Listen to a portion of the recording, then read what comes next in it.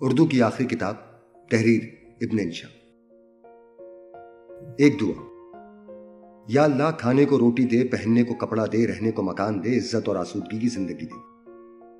میاں یہ بھی کوئی مانگنے کی چیزیں ہیں؟ کچھ اور مانگا کر۔ بابا جی آپ کیا مانگتے ہیں؟ میں یہ چیزیں نہیں مانگتا۔ میں تو کہتا ہوں اللہ میاں مجھے ایمان دے، نیک عمل کی توفیق دے۔ بابا جی آپ ٹھیک دعا مانگتے ہیں۔ انسان وہی چیز تو مانگتا ہے جو اس کے پاس نہیں ہوتی۔ 1 مارچ 1970۔ ہمارا ملک ایران میں کون رہتا ہے؟ ایران میں ایرانی قوم رہتی ہے۔ انگلستان میں کون رہتا ہے؟ انگلستان میں انگریز قوم رہتی ہے۔ فرانس میں کون رہتا ہے؟ فرانس میں فرانسیسی قوم رہتی ہے۔ یہ کون سا ملک ہے؟ یہ پاکستان ہے۔ اس میں پاکستانی قوم رہتی ہوگی؟ نہیں، اس میں پاکستانی قوم نہیں رہتی۔ اس میں سندھی قوم رہتی ہے، اس میں پنجابی قوم رہتی ہے، اس میں بنگالی قوم رہتی ہے، اس میں یہ قوم رہتی ہے، اس میں وہ قوم رہتی ہے۔ لیکن پنجابی تو ہندوستان میں بھی رہتے ہیں، سندھی تو ہندوستان میں بھی رہتے ہیں، بنگالی تو ہندوستان میں بھی رہتے ہیں۔ پھر یہ الگ ملک کیوں بنایا تھا؟ غلطی ہوئی، معاف کر دیجئے، آئندہ نہیں بنائیں گے۔ 24 دسمبر 1959۔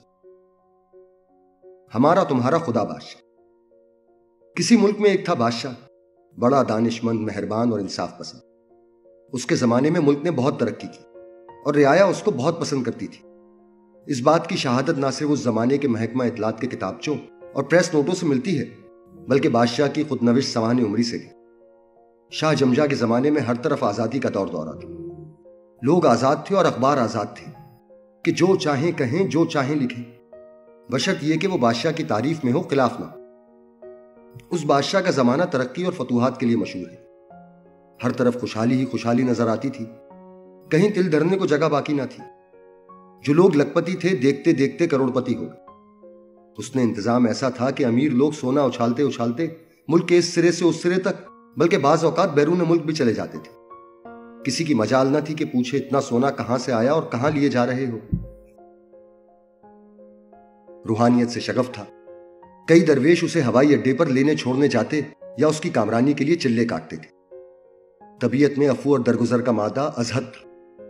اگر کوئی آ کر شکایت کرتا تھا کہ فلاں شخص نے میری فلاں جائیداد ہتھیا لی ہے یا فلاں کارخانے پر قبضہ کر لیا ہے، تو مجرم خواہ بادشاہ کا کتنا ہی قریبی عزیز کیوں نہ ہو، وہ کمال سیر چشمی سے اسے معاف کر دیتے تھے، بلکہ شکایت کرنے والوں پر خفا ہوتے تھے کہ عیب جوئی بری بات ہے۔